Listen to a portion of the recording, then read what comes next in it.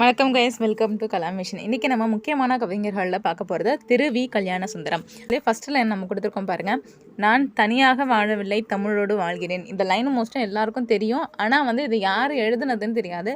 இந்த வார்த்தை எழுதுனது திருவிக்கா தான். இப்போ மேடை பேச்சு, உரைநடை, அப்புறம் தொழிலாளர், இந்த மூணுத்துலேயுமே திருவிக்கா முக்கிய பங்கு வகிச்சிருப்பார். ஸோ இதை நல்லா ஞாபகம் வச்சுருக்காங்க. ஸோ இவங்களை பற்றின ஷார்ட்கட்ஸோட A to Z full details இந்த வீடியோவில் பார்க்கலாம். ஸ்டார்ட் பண்ணுவோம். இந்த திருவிக்கா அப்படிங்கிறதுக்கு என்ன அப்ரிவேஷன் அப்படின்னு பார்த்தீங்கன்னா, திருவாரூர் விருதாச்சலனார் மகனார் அப்படின்னு வரும். பெற்றோர்கள் விருதாச்சலனார் சின்னம்மையார். பிறந்த ஊர் காஞ்சிபுரம் மாவட்டத்தில் உள்ள துல்லம். அது இப்போ நம்ம தண்டலம் அப்படின்னு சொல்கிறோம். இவரோட இதழ்கள் முக்கியமானது அப்படின்னு பார்த்தீங்கன்னா தேசபக்தன், நவசக்தி. இந்த தேசபக்தனில் ஆசிரியராகவும் நவசக்தியை இவர் தொடங்கின இதெல்லாம் இருக்கும். இவர் பார்த்திங்கன்னா யாழ்ப்பாணம் கதிரை வேர்பிள்ளை, இவர் தான் இவரோட முக்கியமான குருவாக இருந்திருப்பாங்க. இவர்கிட்ட படிச்சுட்டு தான் இவர் தமிழ் பேராசிரியராக வேலை புரிஞ்சிருப்பாங்க. ஆனால் ஒரு சூழ்நிலையில் அதை விடுத்துட்டு அவர் சமுதாயத்துக்காக போராடி இருப்பார்.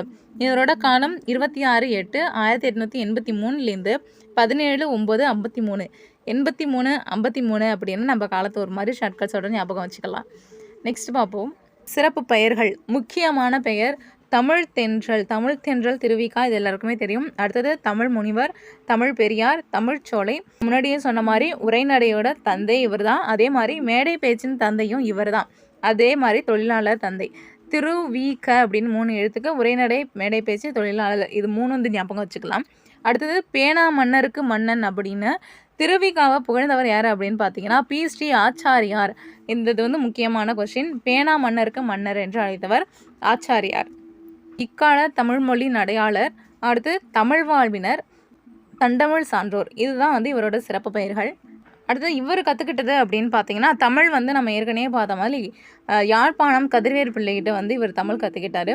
அதே மாதிரி சித்தாந்த சாத்திரங்கள் யார்கிட்ட கற்றுக்கிட்டாங்க அப்படின்னு பார்த்தீங்கன்னா மகாவித்வான் தணிகாசல முதலியார்கிட்ட சாத்திரங்களையும், மறைமலை அடிகள்கிட்ட இலக்கியங்களையும், பாம்பன் சுவாமிகள்கிட்ட சமய அறிவையும் இவர் கற்றுருக்காரு.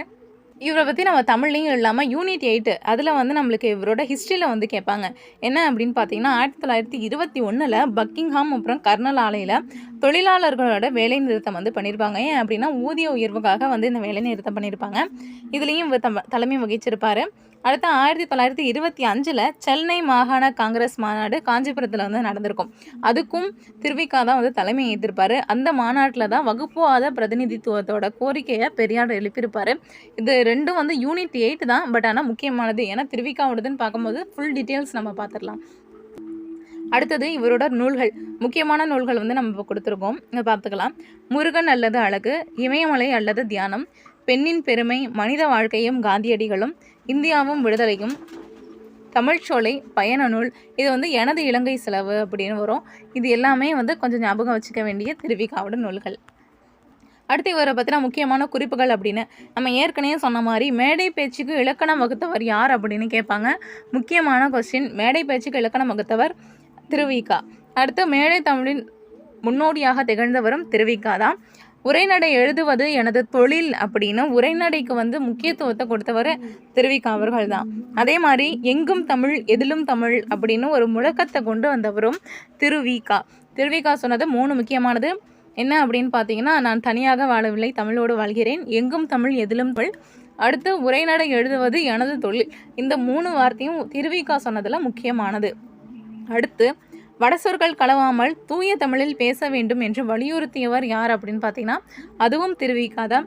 அது மட்டும் இல்லாமல் காந்தியடிகள் தமிழ்நாட்டுக்கு ஒவ்வொரு மேடையிலையும் பேசும்போது அவரோட பேச்சை மொழிபெயர்த்தவர் யார் அப்படின்னு பார்த்தீங்கன்னா திருவிக்கா தான்.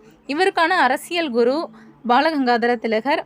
அது மட்டும் இல்லாமல் இந்தியாவிலேயே முதன் முறையாக தொழிலாளர் சங்கத்தை தொடங்கியவர் யார் அப்படின்னு பார்த்தீங்கன்னா அதுவும் திருவிக்கா தான். திருவிக்காவோட இலக்கிய வாரிசு அப்படின்னு அழைக்கப்படுபவர்கள் யார் அப்படின்னு பார்த்தீங்கன்னா கல்கி அண்டு மு. வரதராசனார் அவர்கள். இவங்க 2 பேருமே திருவிக்காவோட இலக்கிய வாரிசுகளாக அறியப்படுறாங்க.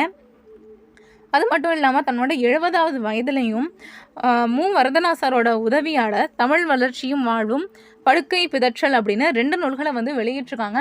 அதுக்கு அடுத்து அவரோட 71வது வயசில் தான் திருவிக்கா இயற்கையை எழுதியிருப்பாங்க.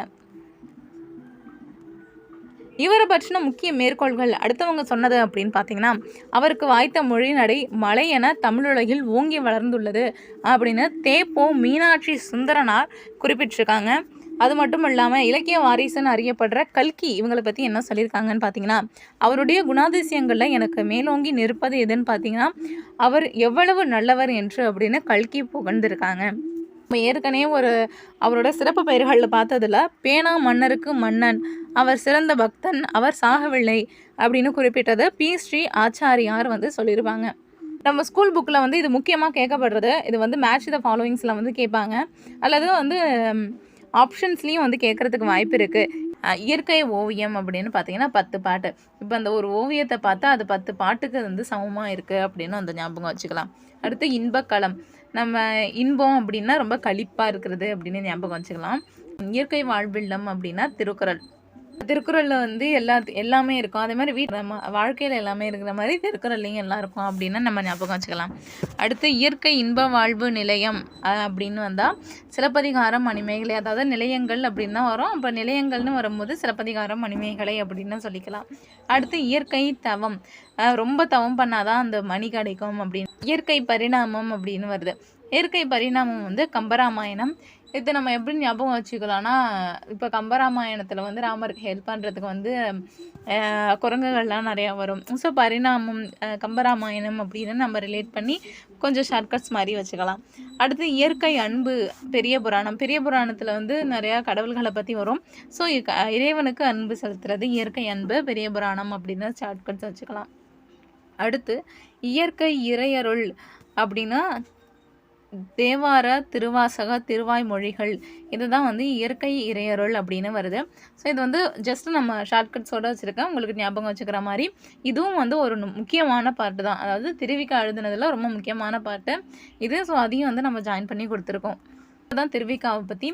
இதுக்கப்புறம் ஒரு கவிஞரையோ ஒரு தலைவரையோ பற்றி நம்ம கண்டினியூவாக பார்க்கலாம். சேனலை மறக்காமல் சப்ஸ்கிரைப் பண்ணி வச்சுக்கோங்க. And thank you guys.